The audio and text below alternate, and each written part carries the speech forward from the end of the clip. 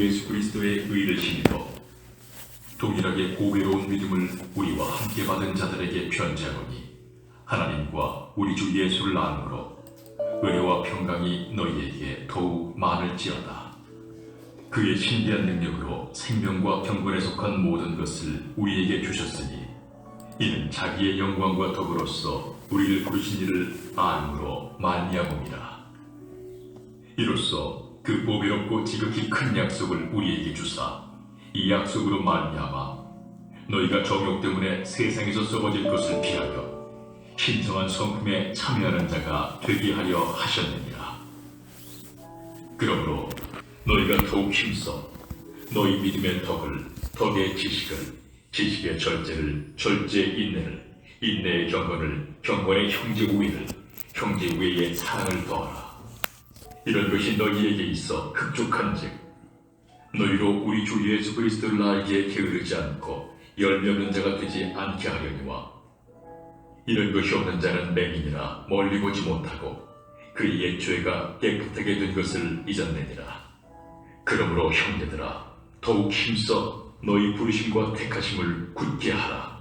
너희가 이것을 행한즉 언제든지 실족하지 아니하리라. 이같이 하면 우리 주 곧 구주 예수 그리스도의 영원한 나라에 들어감을 넉넉히 너희에게 주시리라. 아멘. 우리는 세상 끝에 와 있습니다. 베드로가 베드로 후서를 쓸 때 그의 생애 마지막 사역 즈음에 이 말씀을 기록했어요. 그는 이 편지를 쓸 당시 교회의 위기를 느끼고 있었습니다. 바울도 이미 디모데 후서에서 교회의 위기에 대해서 말한 적이 있습니다. 당시 많은 사람이 교회의 교리를 달리 말하고 성경을 잘못 사용하고 있었습니다. 여러분, 성경을 함부로 판단하고 말하지 마세요. 성경을 왜곡시켜서 다른 의미를 덧붙이려고 하면 안 됩니다. 이런 현상들에 대해 베드로후서 뒷부분 3장 16절에 보면 무식한 자들과 굳세지 못한 자들이 다른 성경과 같이 그것도 억지로 풀다가 스스로 멸망에 이르느니라 라고 두려운 말씀을 분명히 우리에게 주셨어요. 성경을 함부로 말하고 함부로 풀다가 멸망할 수 있음을 경고하는 거예요. 그래서 그 다음 구절에 보시면 베드로는 마지막으로 자신의 친구들에게 경고합니다. 너희가 이것을 미리 알았은즉 무법한 자들의 그 미혹에 이끌려 너희 굳센 데서 떨어질까 삼가라 라는 경고를 하고 있어요. 자, 오늘 1절 말씀을 한번 다시 볼까요? 예수 그리스도의 종이며 사도인 시몬 베드로는 우리 하나님과 구주 예수 그리스도의 의를 힘입어 동일하게 보배로운 믿음을 우리와 함께 받은 자들에게 편지하노니. 베드로는 자신과 같이 믿음이 강하고 보배로운 사람들에게 이 편지를 썼어요. 베드로후서는 보통 사람들에게 쓴 그런 편지입니다. 베드로나 바울이 굉장한 사람들 아닙니까? 그런데 그들의 믿음도 특별하다는 그런 생각을 하고 있습니다마는, 그러나 베드로는 우리의 믿음도 자신들의 그 믿음처럼 굉장하다고, 보배롭다고 그렇게 말씀하고 있어요. 제가 우리 성도들을 볼 때마다 저도 그런 느낌을 가질 때가 많이 있어요. 참 대단하시다. 그렇습니다. 저는 부족하지만 바보 같지만 여러분들의 믿음은 대단한 아주 보배로운 믿음입니다. 당시 사도들이 가지고 있는 귀중한 믿음을 우리가 가지지 못할 이유가 없다는 얘기예요. 왜냐하면 이런 믿음은 예수 그리스도를 통해서 올 수 있는 것이기 때문입니다. 특별한 어느 누구에게만 아니라 저나 여러분 우리 모두가 다 가지고 누릴 수 있는 거예요. 그래서 여기 베드로후서 1장이 참 귀한 말씀이에요. 여러분, 기억해야 할 것은 하나님께서 우리에게 필요한 모든 것을 이미 우리에게 공급해 주셨다는 겁니다. 자, 3절 말씀을 볼까요? 그의 신기한 능력으로 생명과 경건에 속한 모든 것을 우리에게 주셨으니 이는 자기의 영광과 덕으로서 우리를 부르신 이를 알므로 말미암음이라. 하나님은 당신의 신기한 능력을 우리에게 주셨답니다. 그 능력은 우리에게 필요한 모든 것을 채워주는 능력입니다. 이런 능력은 예수 그리스도의 십자가와 부활의 능력입니다. 하나님께서 이런 능력을 주신 데는 두 가지 이유가 있음을 거기 말씀하죠. 하나는 생명이고요. 다른 하나는 하나님과 같이 경건하게, 거룩하게, 신령하게 되는 것입니다. 우리가 예수 그리스도를 알 때, 믿을 때 새 생명을 갖게 됩니다. 죽음에서 생명으로 옮겨집니다. 그분을 알므로써 이런 일이 우리 가운데 진행되어졌고요. 그래서 우리가 여기 있습니다. 그분을 안다는 것은 그분을 경험한다는 거예요. 헬라어의 기누스코라고 하는 그 말 속에는 경험적인 알, 체험적인 알을 말한다는 걸 제가 여러 번 말씀을 드렸어요. 우리는 그렇게 예수를 알고 믿으며 그분은 우리에게 영생을 허락해 주셨습니다. 그 전에 죄에 싹친 사망의 길을 가고 있었지만 예수 그리스도를 통해서 영생을 소유하게 되었다는 거예요. 여러분, 요만큼이라도 이 땅의 생명에 연연하는 어리석은 모습을 보이면 안 돼요. 우리는 영생을 향한 점 하나 찍는 인생을 살 뿐인 것을 항상 잊지 말고 살아야 됩니다. 우리는 생명을 갖기 위해 모든 능력을 다 받았다는 사실이, 또한 올바르게 살기 위한 경건의 선물도 받았음을 말씀하고 있습니다. 경건이라는 것은 하나님을 닮는 것을 말하는 거죠. 예수님께서도 산상수훈의 5장 48절에 말씀했잖아요. 아버지 하나님의 온전하신 같이 너희도 온전하라. 그렇게 당부하셨어요. 그러므로 여기 4절에 보면 하나님께서 우리에게 지극히 큰 약속을 주셨다 말씀합니다. 다시 한번 보배로운이라는 표현이 나오죠. 보배롭고 지극히 크고 귀한 약속이라고 씌어 있습니다. 우리는 보배로운 믿음을 가진 사람들이고, 그래서 당연히 이 보배로운 약속을 받을 만한 자격을 가진 사람들이다.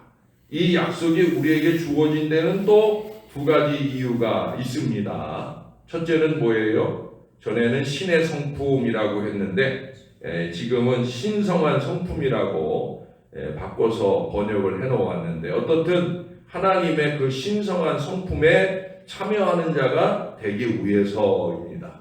우리는 하나님의 생명을 같이 나눌 수 있는 자들입니다. 생명만 아니라 우리는 하나님의 성품도 나눌 수 있는 사람으로 하나님이 우리를 택하셨다는 사실이, 그분이 오실 때 하나님과 같이 변할 수 있는 약속을 주셨다는 거예요. 아마 순간적으로 변할 거예요. 지금은 부족함도 많지만, 그러나 주님이 오실 때, 아니 우리가 주님께 가는 그 순간에 우리는 지금의 육신도 마음도 아닌 우리가 신성한 성품으로 순간적으로 변하게 될 것이다. 그래서 참 굉장한 약속 아닙니까? 나 같은 인생이 하나님같이 된다. 그것은 아담이 가진 욕심을 말하는 게 아니에요. 여기 그 다음에 말씀들을 쭉 하잖아요. 두 번째는 그 다음에 뭐라고 얘기를 하냐면 너희로 정욕 때문에 세상에서 썩어질 것을 피하여라고 말씀하고 있어요. 우리가 사는 세상은 악한 것으로 채워지고 있습니다. 문제를 해결할 것 같아 보이질 않아요. 문제를 해결하면 또 다른 문제가 생겨납니다.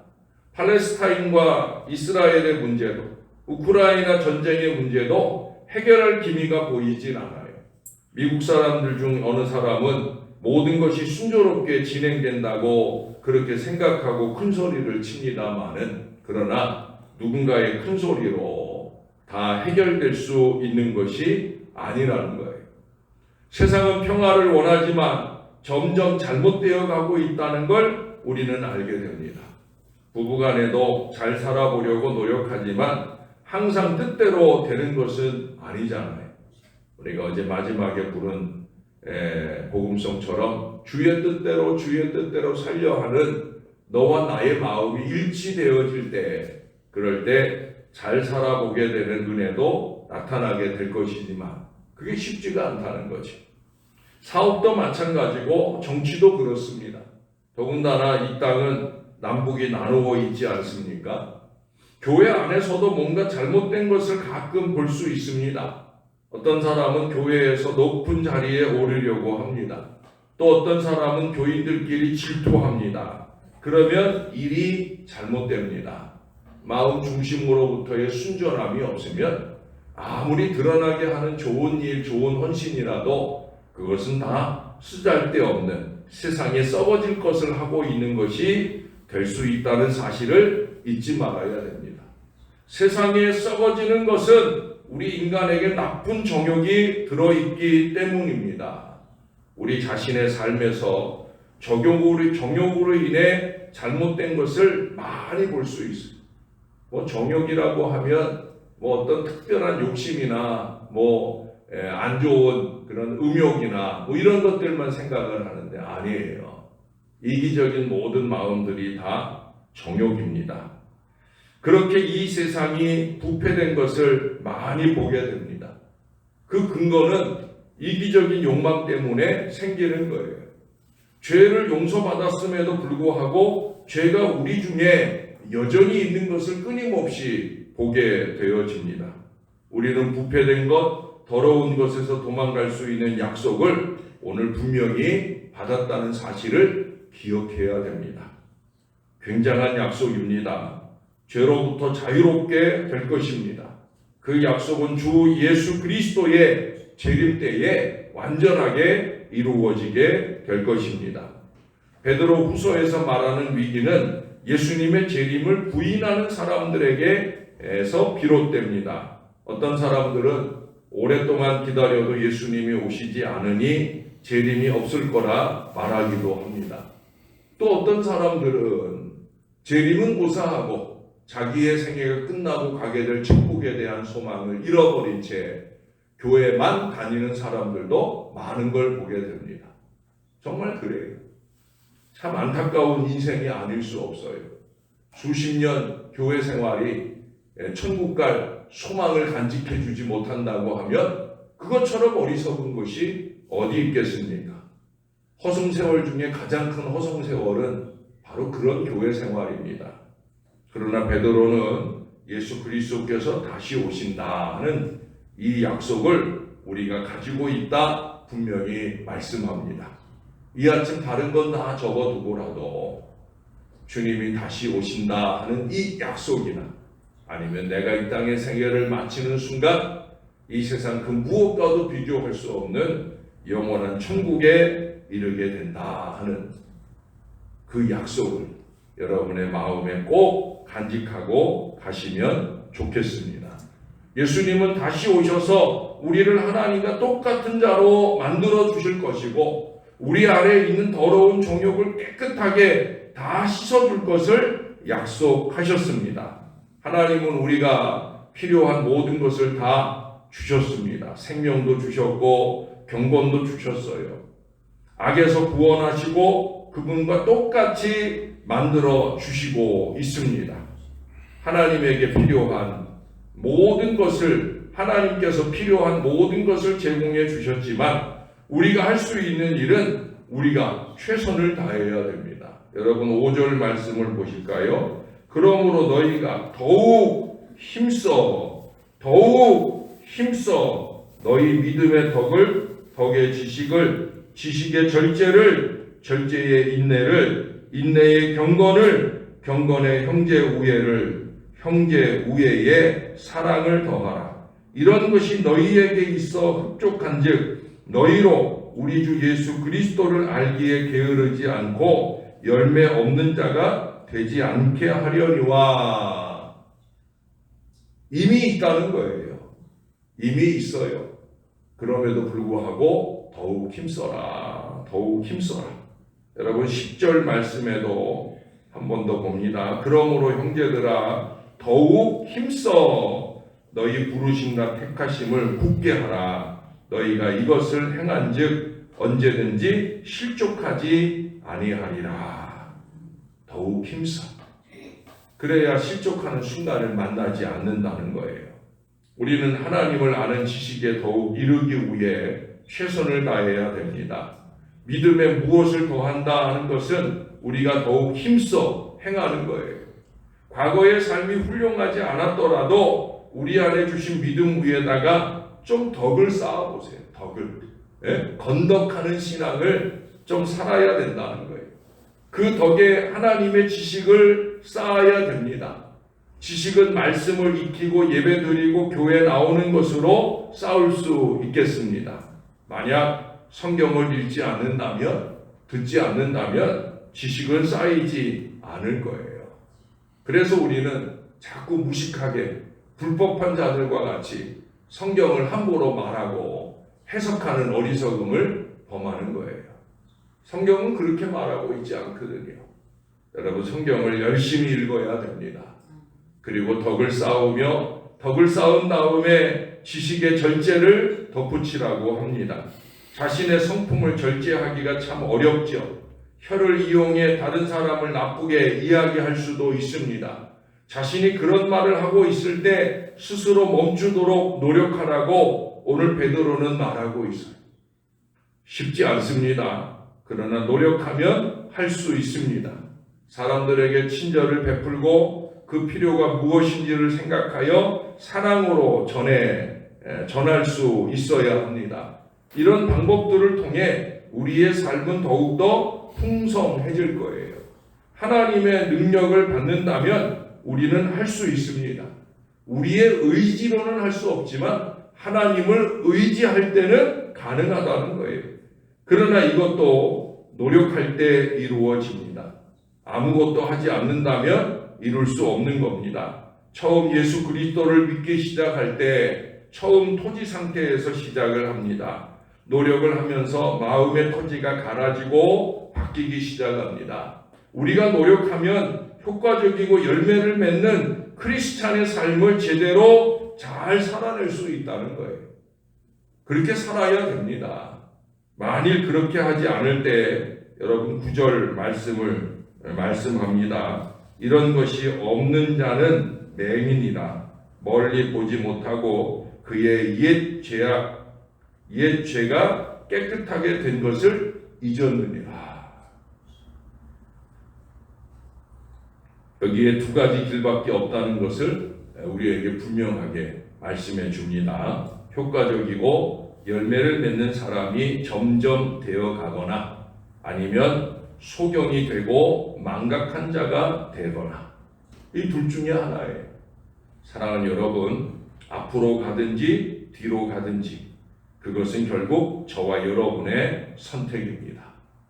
우리 이 아침 이 말씀을 받으며 우리는 항상 앞으로 가는 사람, 효과적이고 열매 맺는 그 미래를 위해 오늘을 노력하며 사는 신성한 주의 성품의 백성들이 조금씩 되어져 가는 그런 저와 여러분들이 꼭 될 수 있기를 우리의 구주 되시는 예수님의 이름으로 간절히 축원합니다. 우리 하나님 고맙습니다. 죽어질 수밖에 없는 저희로 예수의 십자가 부활을 알고 믿게 하여 주셔서 영생하는 생명을 우리 가운데 더하여 주시니 감사합니다. 그럭저럭 가게 되는 천국이 아니라 그 천국에 어울리는 사람이 되어지기를 위하여 날마다 때마다 노력하는 저희들 되게 하여 주옵소서. 아직도 많이 부족하지만 우리 하나님의 그 신성한 성품을 닮아가기 위한 여러 가지 노력들을 끊임없이 이어가게 도와 주시옵소서. 새벽을 깨우는 이 좋은 노력도 하나님께서 귀하게 보시는 걸 잊지 말게 도와주시고 새벽 걸음하는 이 주의 용사들에게 오 하나님 다른 어느 누구보다도 더 충만한 주의 은혜를 받게 도와 주시옵소서. 보배로운 믿음 위에 더 큰 은혜를 주시고 그 은혜에 합당한 모든 노력들을 더욱더 힘써 행함을 통하여 우리 안에 쌓아져야 할 신성한 성품들이 넘칠 수 있도록 은혜를 베풀어 주옵소서. 가정의 날을 맞아 싸우니 형제 우애, 가정 우애를 넘치게 도와주시고 그보다 더 사랑하고 또 사랑하도록 가정 안에서나 한가족 공동체의 교회 안에서나 사랑하고 더 사랑하며 사는 믿음의 사람들 될 수 있도록 그것이 하나님께서 우리에게 가장 원하는 신성한 성품인 것을 잊지 말도록 저와 이 모든 자녀들의 마음을 주장하고 이끌어 주시옵소서. 말씀과 기도로만 거룩해지는 것이 아니라 사랑으로 거룩해지는 것임을 더 깊이 깨달으며 열망하는 간절한 주의 백성들 될 수 있게 은혜 베풀어 주옵소서. 지난 주 중에도 병원에 입원하여 어제 은혜롭게 퇴원한 주의 여종이 있습니다. 주님 꼭 붙들어 주시고 더욱더 면역력 강한 그 육신으로 삼아 주셔서 더욱더 강건한 은혜로 이끌어 주시옵소서. 크고 작은 육신의 어려움으로 신음하는 하나님의 사람들이 많이 있습니다. 주님 꼭 만져주시고 자유한 주의 육신으로 더욱더 주를 기쁘시게 할 믿음의 삶을 잘 살아내는데 어려움 없도록 은혜 베풀어 주옵소서. 오늘 어린이날입니다. 우리 아이들의 마음이 한없이 행복한 오늘 하루가 꼭 되게 도와 주옵소서. 우리도 주 안에 쉬면서 새로운 영적 충전이 이루어지는 복된 하루로 잘 살아가도록 은혜 베풀어 주옵소서. 우리 하나님 오늘도 사랑하는 성도들과 함께 예배하는 새벽 아침을 주셔서 너무 감사합니다. 우리의 구주 되시는 예수님의 이름으로 기도합니다. 아멘.